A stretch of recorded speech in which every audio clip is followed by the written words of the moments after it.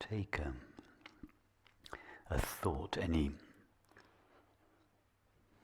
neutral thought.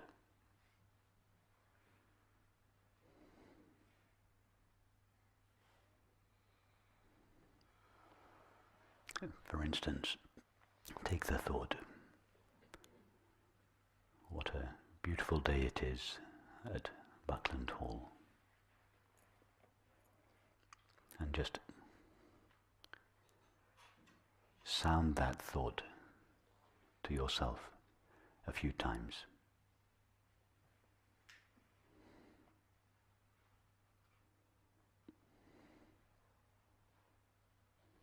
Now ask yourself the question, what is this thought appearing in? But don't give a name to the answer, just ask the question.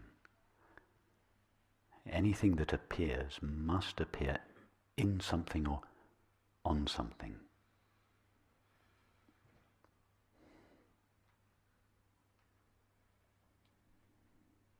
So just sound these words to yourself.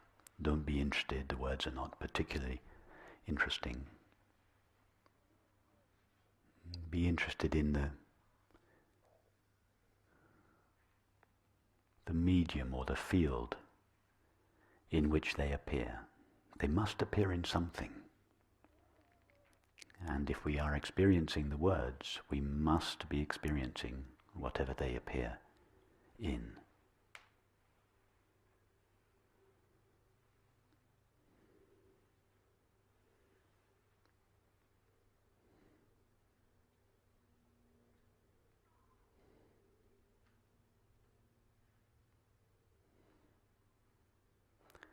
And now take the same thought again, what a beautiful day it is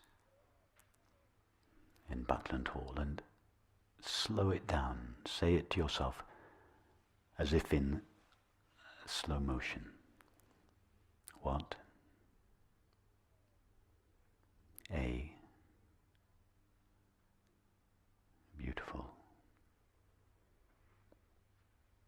day, etc.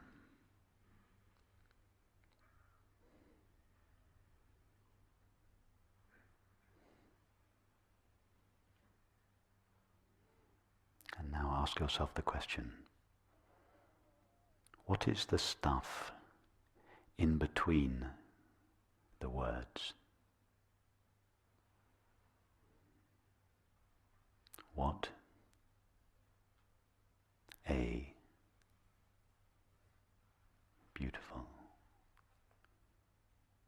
What is present between the what and the A, and the A and the beautiful?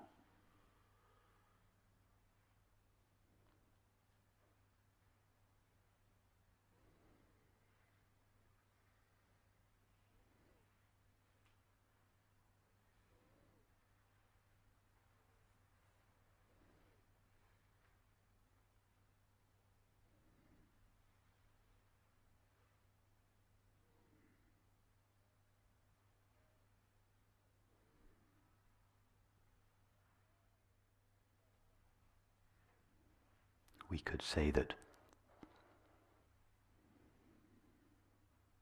what appears, or what is present between the words is a kind of space which is obviously inherently empty of words. It is the space between the words. So it is an empty space.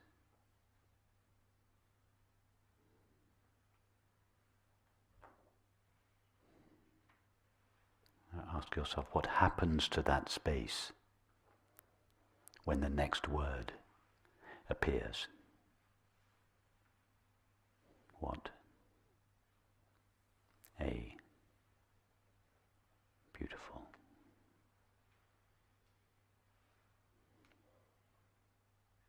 Does the space disappear?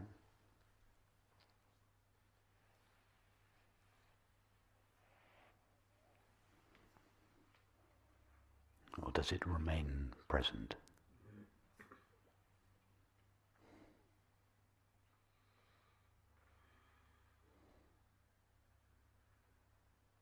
There is a discontinuity of the words, but is there any discontinuity of the space?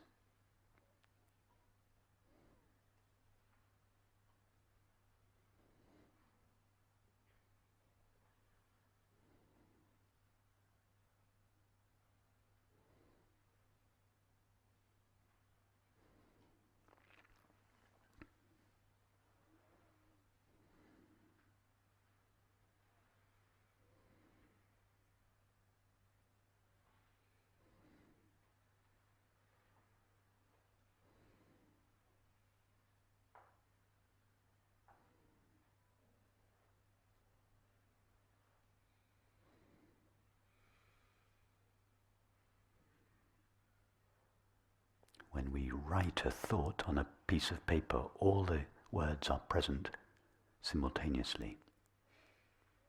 But when we sound a thought in our mind, each word appears one at a time. When the what appears,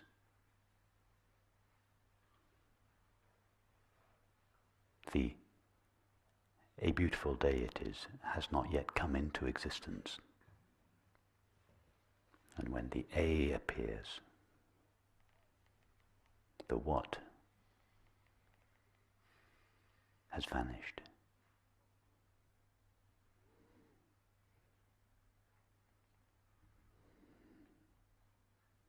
See that each of these words, they appear in the same place. They are not spread out in time. They appear in the same place.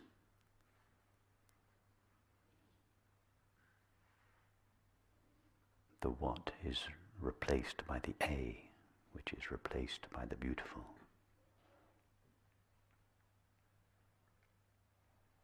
Ask yourself the question, where does each word come from? What does it emerge from?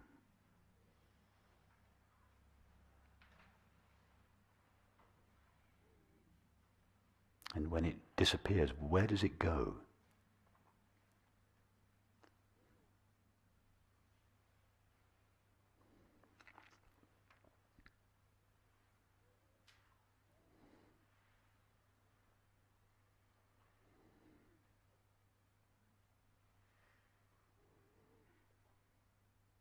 Do you experience the word being put into this space from the outside?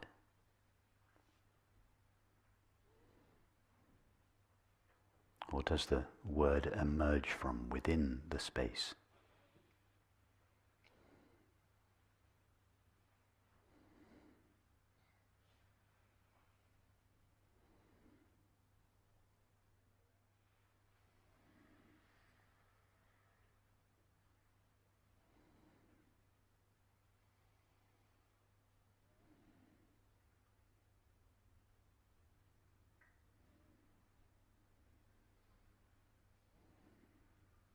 And now allow the tingling, pulsating sensation at the soles of your feet to come to your attention.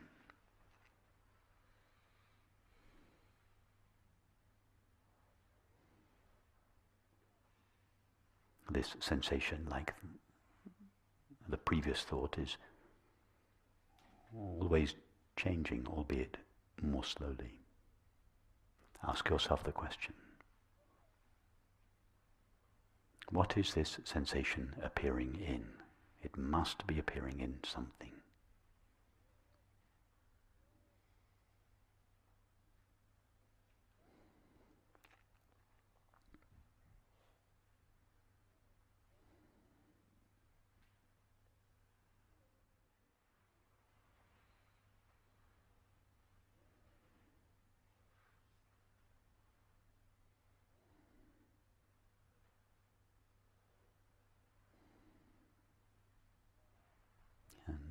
Whatever the sensation is appearing in is itself inherently free of sensation.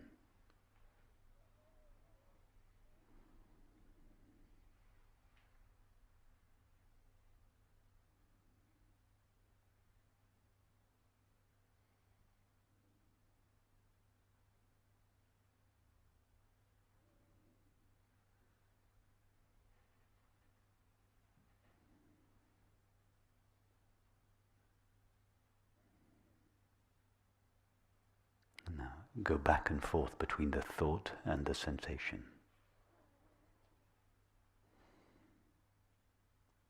Travel with your attention from the thought to the sensation and back again. Ask yourself the question, is my attention traveling in the always in the same field or space?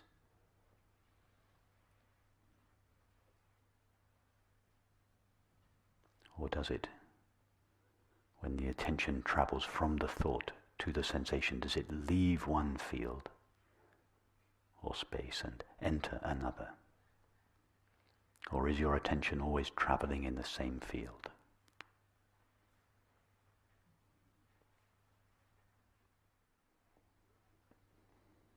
And now allow whatever sounds are present to come to your attention. Sounds are continually appearing and disappearing. In what?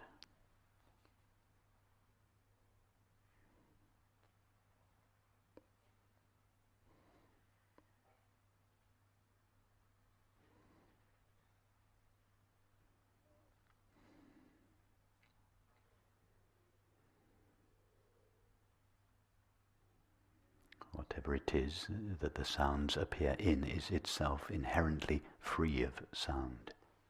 It is as such empty.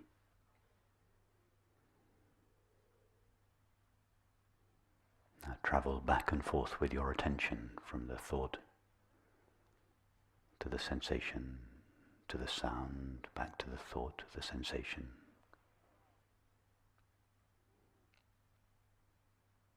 Don't be interested in the particular objects. Be interested in the space in which these objects are appearing. Do they appear in the same space, the same field, or three different fields? Be very experiential. Don't think about this. When your attention travels from one object to another, do you ever encounter a border or an edge to one field? Do you ever have to leave one field with your attention and enter another? Or is your attention flowing seamlessly, unobstructed, through the same empty field?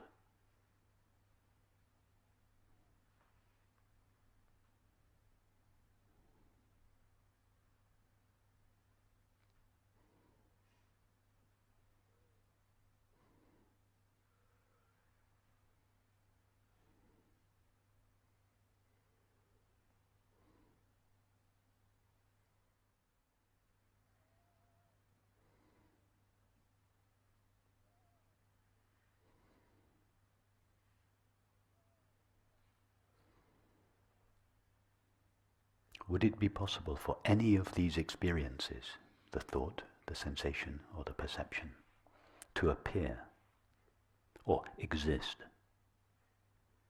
if it were not for this empty field?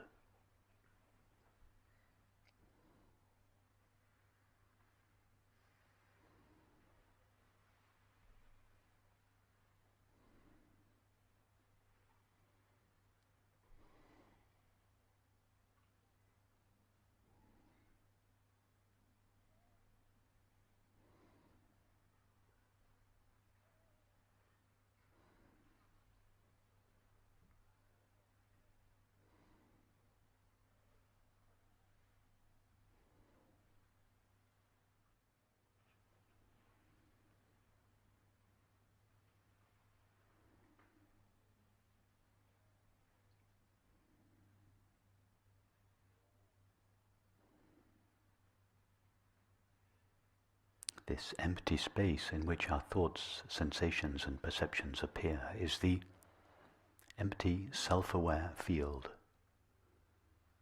of awareness. That is not some extraordinary, mystical or spiritual idea. It's not an extraordinary experience that a few people have special access to. It is simply a description of our current experience.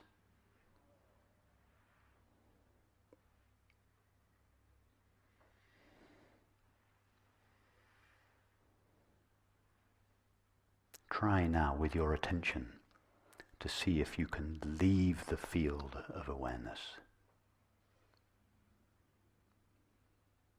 Just roam with your attention.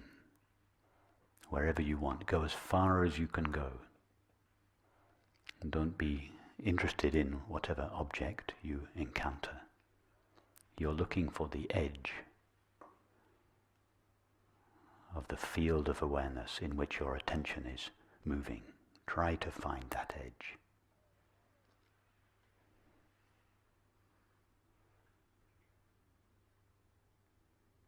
Listen to the sound of the plane, for instance. Does it appear within the field of awareness or outside of it?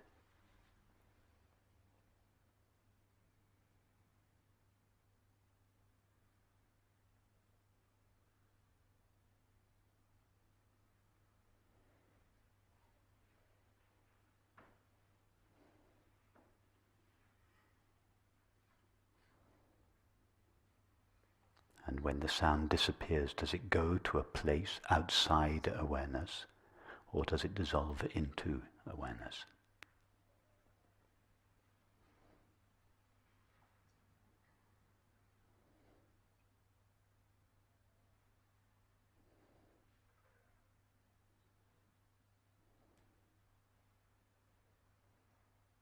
Try to come in contact with something outside awareness.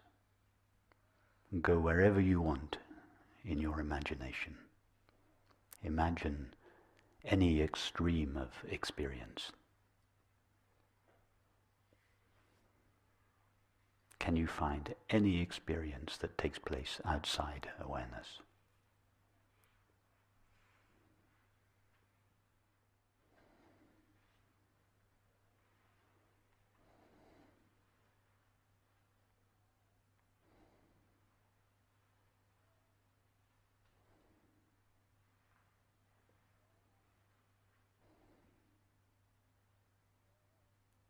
Consider again the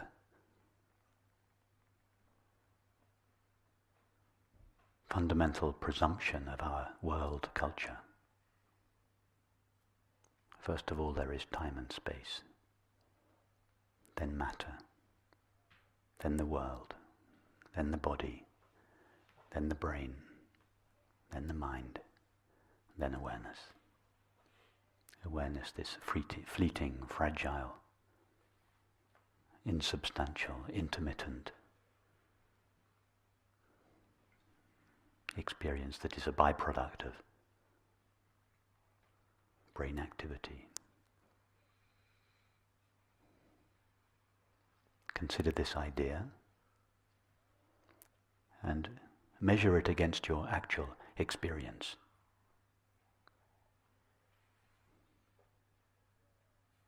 Is this idea, this fundamental presumption upon which our world culture is founded, is it an accurate description of your experience?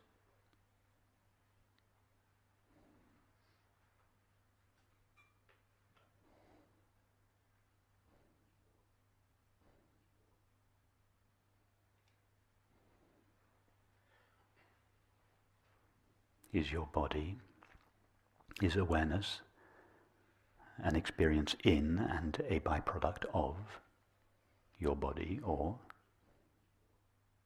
is your body an experience in and a byproduct of awareness?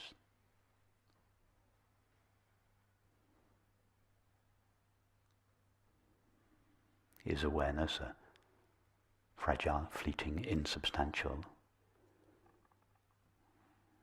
experience that appears in the world?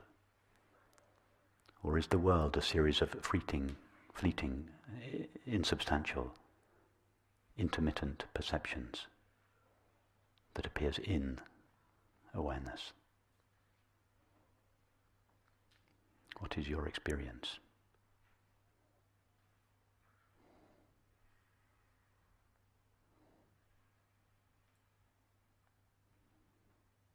Don't allow your mind to tell you, oh, that's crazy. How could the world possibly appear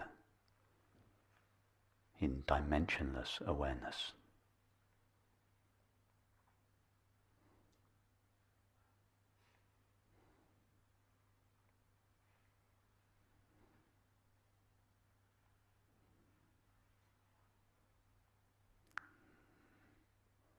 You imagine 2,500 years ago when people first suggested that the world was round, that it was floating, suspended weightlessly in empty space.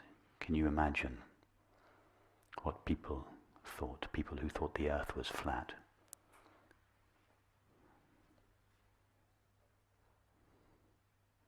And that it rested on some solid, never-ending substratum. Can you imagine what they thought when it was first suggested that the earth was just a sphere, a minute speck suspended weightlessly in space?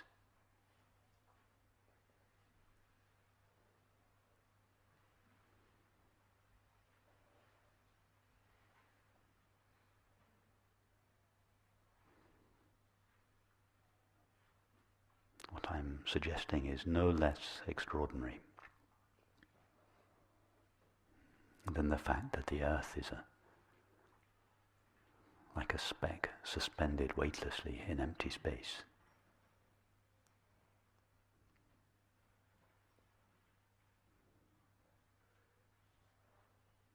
I'm suggesting that the universe is a series of specks suspended weightlessly, not in empty physical space, but in empty self-aware consciousness. Is it so strange?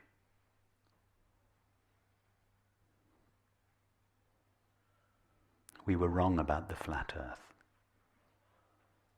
We were wrong about the geocentric universe. Could we be wrong about consciousness?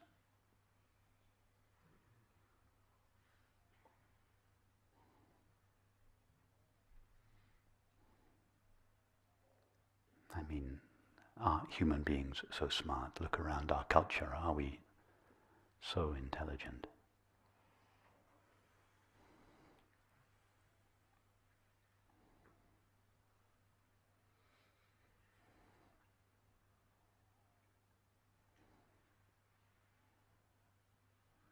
Could it be that there are not billions of separate, limited, finite consciousnesses floating around in each of our heads?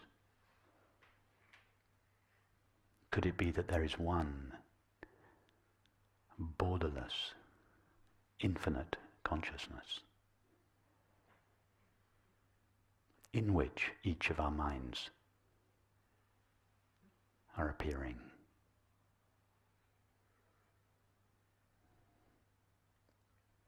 After all, if none of us can find an edge to the awareness in which our experience appears, not just those 100 or so of us here, but if nobody has ever or could ever experience an edge to the awareness in which their experience appears, what legitimacy is there to the belief that there is an edge to awareness?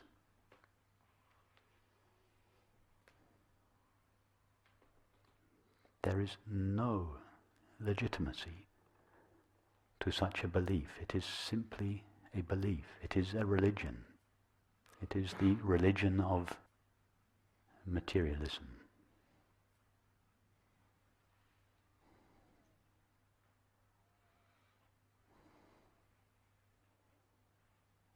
As ignorant as the flat earth or geocentric universe ideas.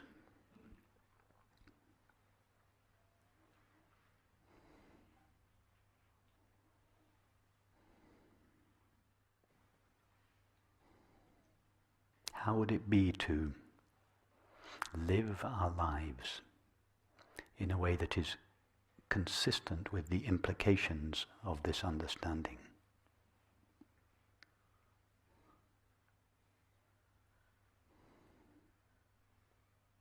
How would it be to lead a life that was consistent with the understanding that there is one limitless awareness,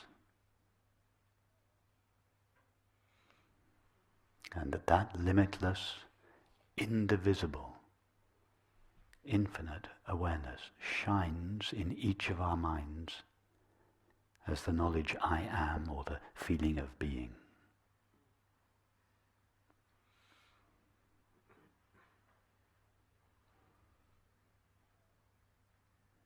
How would it be to live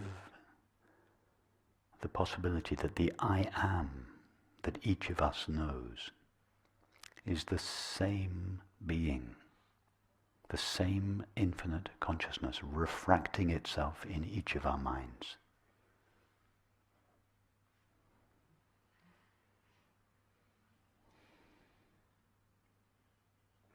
Could it be that the experience of love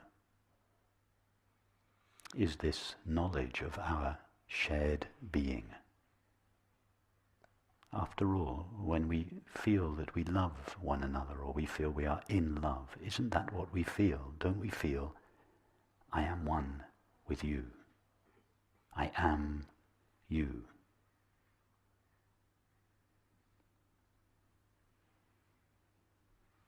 Love is the experience of our shared being.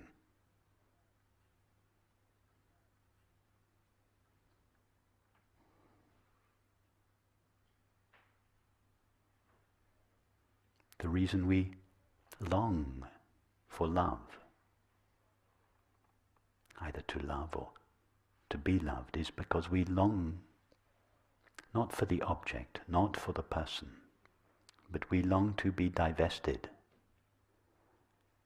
of everything that makes us feel separate, limited, confined, temporary. We long to return to our original, unlimited being. Everyone has an intuition of this, not just those of us that are interested in non-duality. All 7 billion of us loves, love. Why? Why do all 7 billion of us want love above all else? It is because this memory of our eternity lives or shines in each of our minds. Each of our finite minds longs to be returned to its original condition.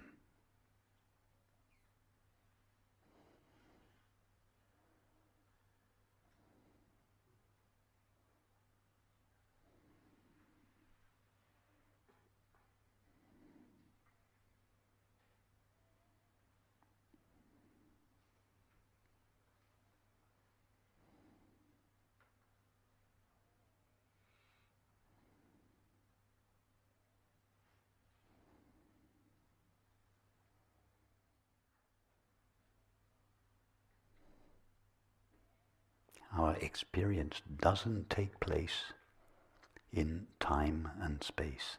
It takes place in consciousness.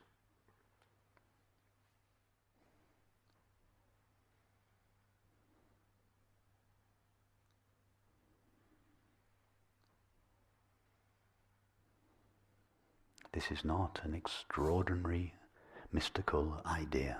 It is simply a description of our experience.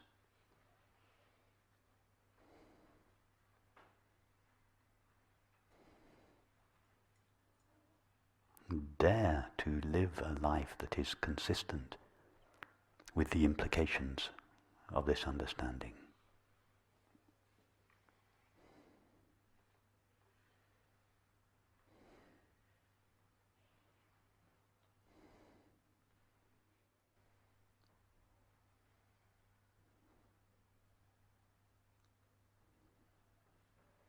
When a character in a movie walking in the landscape looks around herself, she thinks that she sees space, 3-dimensional space. From her limited point of view, it looks like 3-dimensional space. She doesn't realize what appears in her world as three-dimensional space is in reality a two-dimensional screen. Likewise, from each of our limited points of view, we think our experience takes place in time and space. It doesn't. It takes place in dimensionless consciousness. Time and space is just what dimensionless consciousness looks like from the point of view of our finite minds. Don't expect the appearance of time and space to disappear, but don't be fooled by it. Our experience appears in infinite, dimensionless consciousness.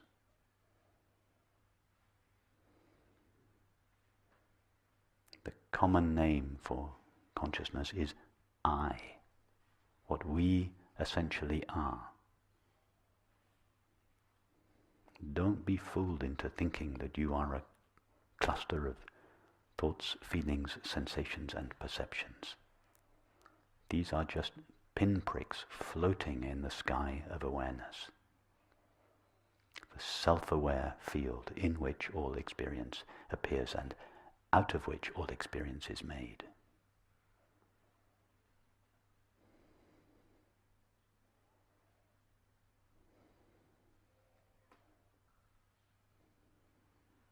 Everything that appears in awareness is made of awareness.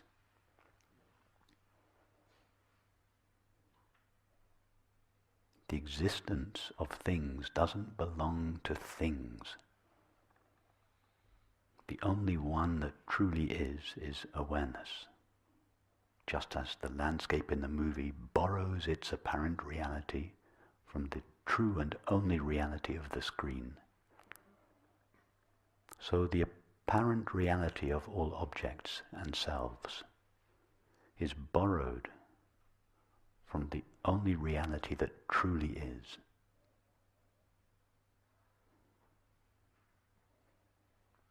Infinite awareness, or God's infinite being, the only one that truly is. The sense of I am, or the feeling of being, is a reflection of God's infinite being in each of our finite minds.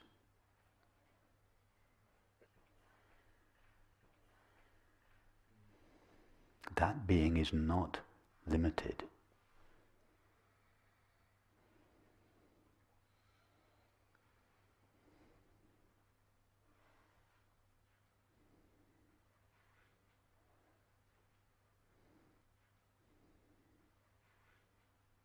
It appears to share the limits and the destiny of the body, just as the screen appears to share the limits of the characters in the movie.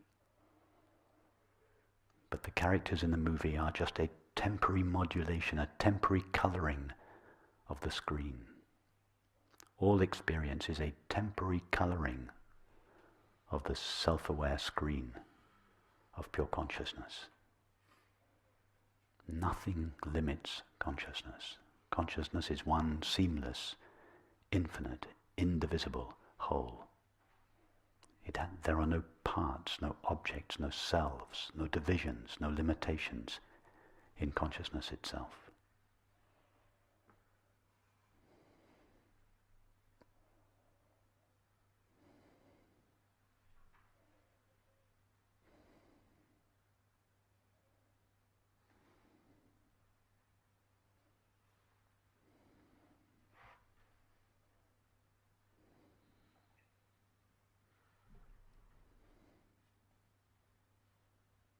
So what I am suggesting is a complete reversal of perspective.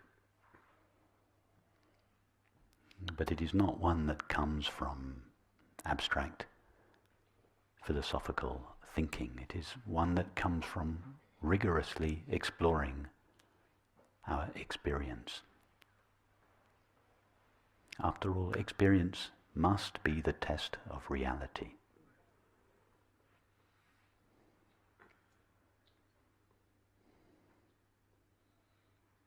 I don't have any special access to this reality. I have just explored it very thoroughly and am making the pathways along which I explored available to other people to travel.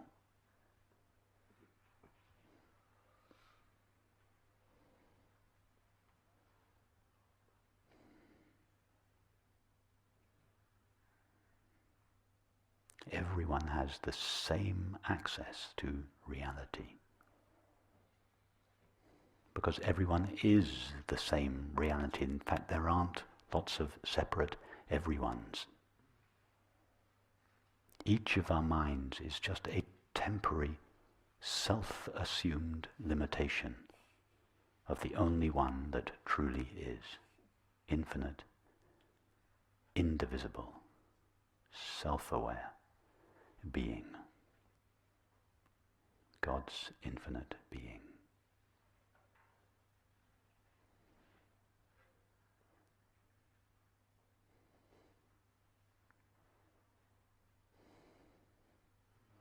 All that is required is to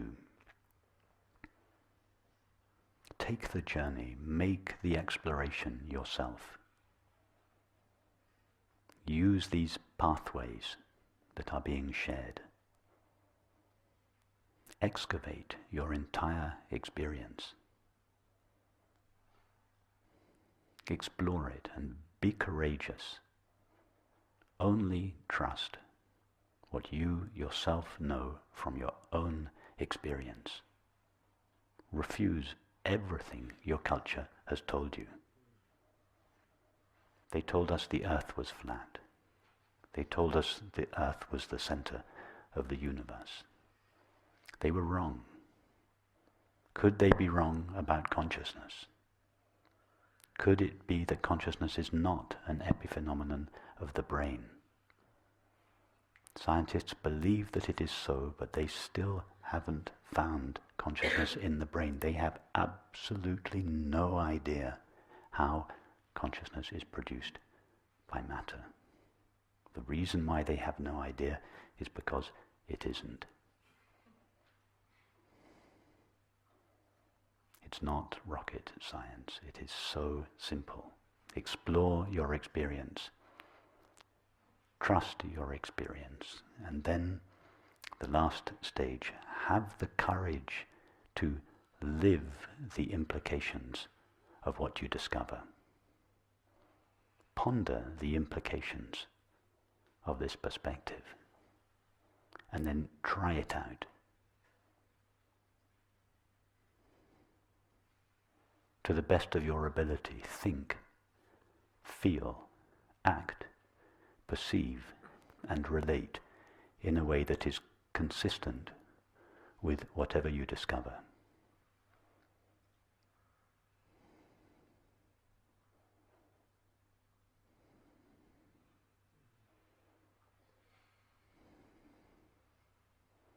The old habits will, of course, reassert themselves. Don't worry about that. Just go back again and again and again. Explore your experience. Live the implications of what you discover.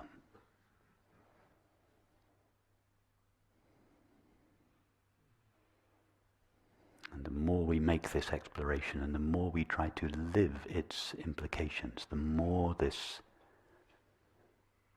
picture fills out. It's not just one discovery, it goes on and on and on, revealing itself.